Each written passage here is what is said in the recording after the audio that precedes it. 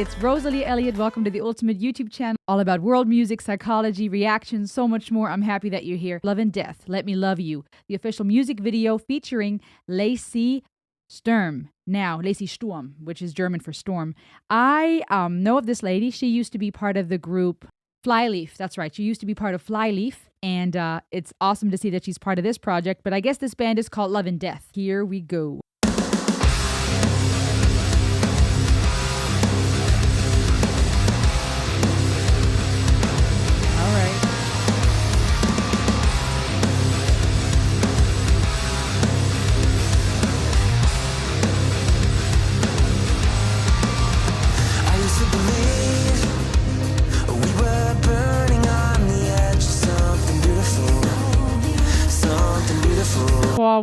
Wow. Okay, no, I'm gonna start over. I gotta start over. Okay, I'm not even looking at y'all. I'm like in my own little world over here. Okay, let me rewind. This is a cover or I guess rock metal version of the song Let Me Love You. DJ Snake. And featuring Justin Bieber. That's what I thought. And it's more of a poppy EDM, beat originally. Super catchy, super cool track, even the original. And the lyrics are pretty dope too, right? We're going to talk about those in a second. I love diving into stuff like this. But here we got that rock metal version, and the video is already really intense. The music video, I think, speaks for itself to a degree. We'll analyze it and talk about it in a second, so don't go anywhere. But I'm going to pull up the lyrics, and I'm glad they have the subtitles here too, so we can dive into that in a second. There we go.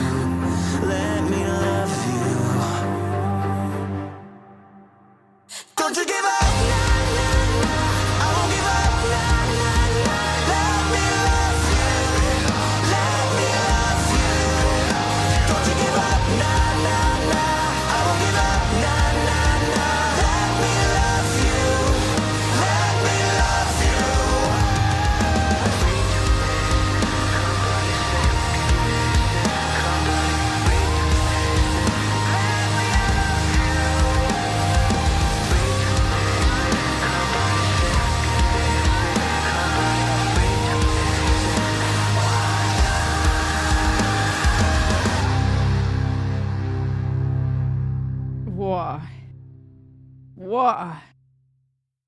Whoa. Sorry.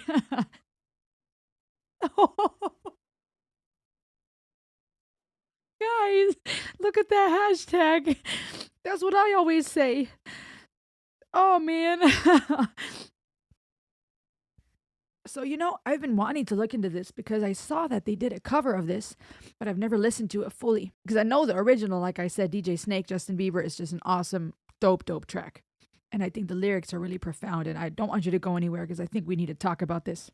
If this song means as much to you as it just did to me, or if it impacted you the way it did, or maybe you're just here because, you like my stuff or you want to see who the heck this chick is with the weird reindeer shirt. um, I want you to stay. I need you to listen. I want you to stay. The fact that this just ended with the hashtag choose life, man, that's just chef's kiss, like creme de la creme, just the cherry on the cake. I'm so happy about this. I needed this today, man. I'm really glad that I reacted to this when I did. I try to honor requests as fast as possible, and my patrons are so patient with me. Because obviously, I got life and a family and household and kids, and I got other videos I got to do and content to create. And so it takes quite a while. And they were recently in our Discord chat room, we were chatting, and they were saying, I always release the videos at the right time. So I'm really grateful for their patience, but I'm glad how these things work out. Because I think today was the day that I needed to listen to this.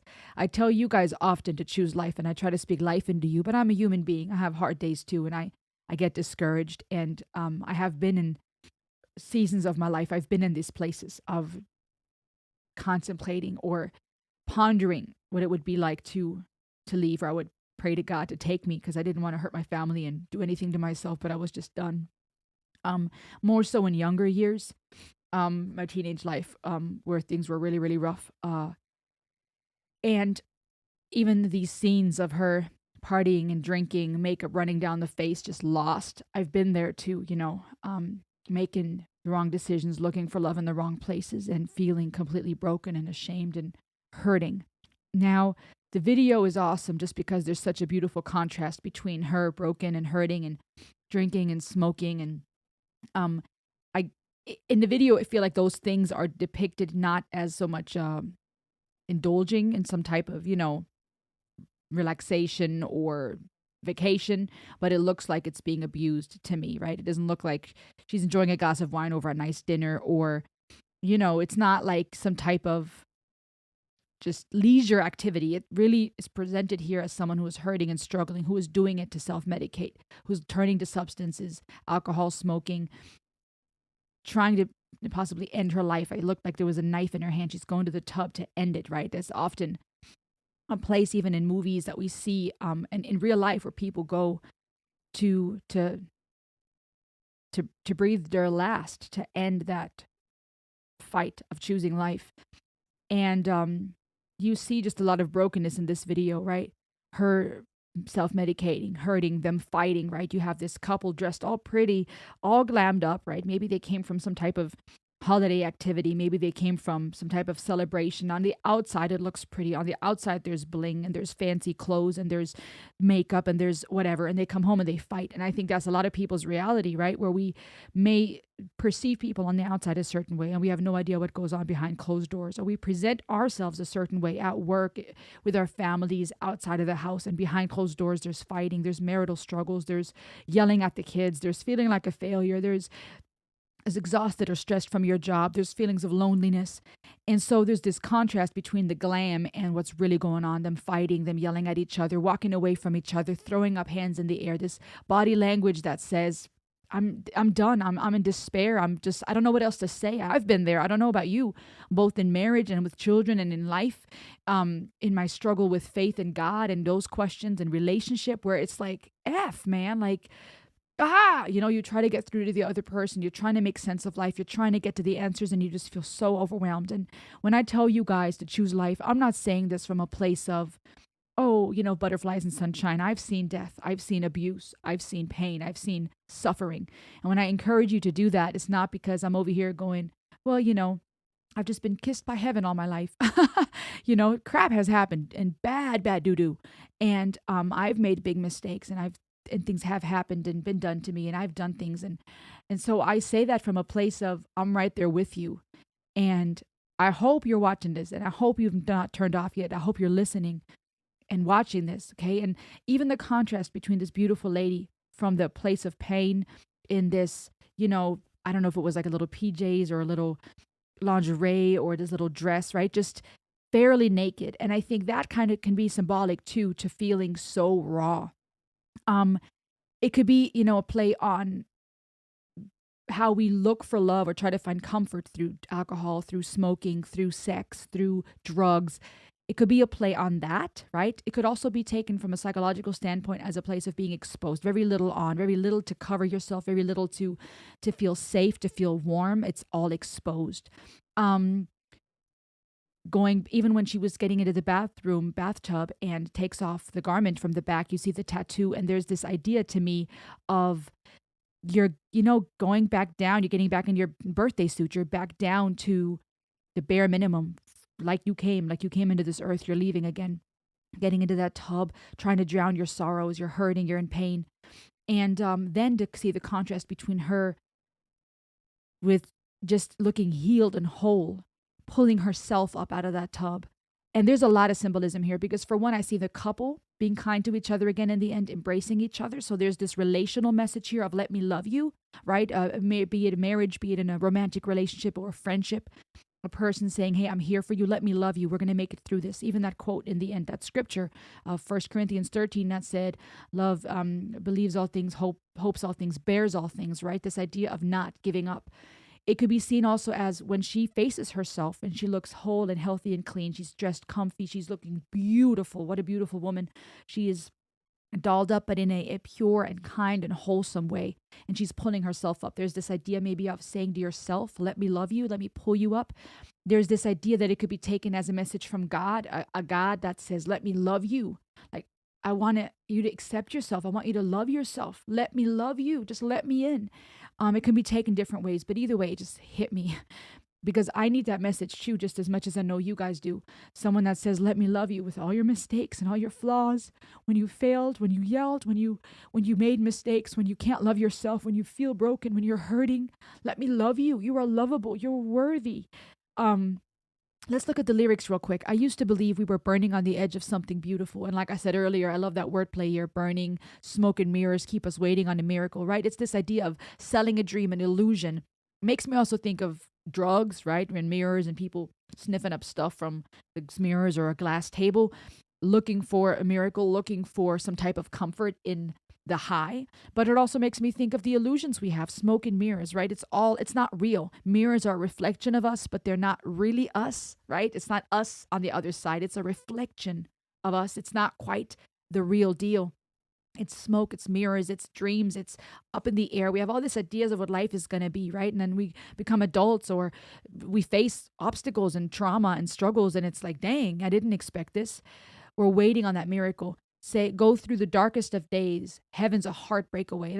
That statement is powerful to me because it makes me think sometimes we got to get through that heartbreak to reach heaven. We got to get through the storm to see the sun. And that sounds all kumbaya. Like I say, often it just boom, bada bang, right? Oh, wonderful.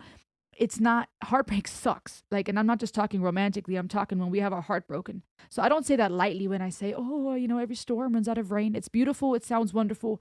But when you're hurting, it's hard and it's important to have someone in there with us. Never let you go. Never let me down. Isn't that a message that we all long for? Someone that says, never let you go, never let you down. It's been a hell of a ride. That's so fitting to this channel too, because we go on these rides to explore music. Driving the edge of a knife. Never let you go. Never let me down. Interesting also because the knife that she has in her hand, the idea of suicide, of hurting yourself, of harming yourself, of trying to feel or numb the pain. Don't give up. I won't give up. Don't give up. And then it says, don't fall asleep at the wheel. We've got 1,000,000 miles ahead of us. That to me, I feel it can also be a message of encouragement to say, hey, there's still so much ahead of you. There's still so much you haven't experienced. I remember feeling quite discouraged at one point and just thinking like, I've lived a lot of life. I feel like an old soul. And I was like, what is there left? You know what I mean? It was just kind of more, I guess, could have been death anxieties I was experiencing, existential fears.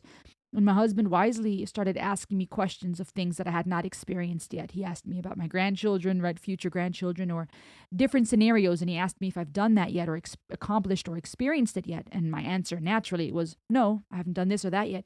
And by just going through that list of all the possibilities that were still available to me, it gave me this new desire for life, this new hope of the future and the things that are yet to come. So I'm taking this in a positive way. All that we need is a rude awakening to know we're good enough. Ooh, a rude awakening.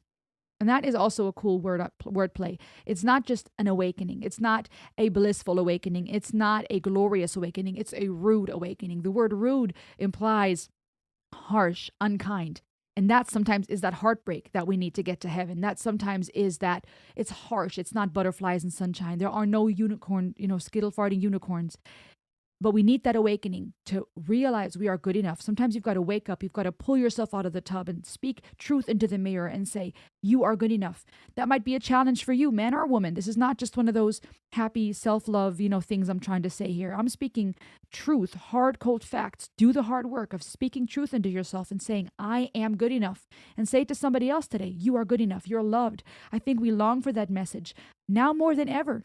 Obviously, people long to be loved all the time, but I feel like it's just increased because of social media and this overstimulation we experience. We're bombarded with negative news. We're bombarded with all the hate happening in the world. We're bombarded with beauty standards and success expectations and the shoulda, woulda, couldas. And then you add people's existential fears that they're not dealing with. And so now you have a bunch of people on the go looking for ways to either self-medicate, obviously, drugs, alcohol, those things I've mentioned before, or not so obviously. Through eating, we find comfort. Through shopping, we have these ways of dealing with trauma. We don't even know it. And the inner child in us is still longing for someone to take us by the hand. And sometimes we have to do that for ourselves. And of course, we can also speak that into each other's lives. And then the lyrics just go back to, don't you give up. Let me love you. And I love this. I needed this today. I don't know if you could tell, but I needed this personally. And in the end, I want to go back real quick because in the end, it showed something on her t-shirt. And I don't remember. I don't know what it said. Let me see. Hold on. Don't you give up. Nah, nah, nah. I won't give up. Nah, nah, nah. Let me love you. The way she can scream, by the way. Oh my gosh. She's amazing at it. Her work with Flyleaf, man, I know that saved a lot of people's lives. Lacey Sturm and Flyleaf, they're awesome. But over here, I still want to find out what that t-shirt was in the end. I got to figure that out. Hold on. Bear with me. Bear with me.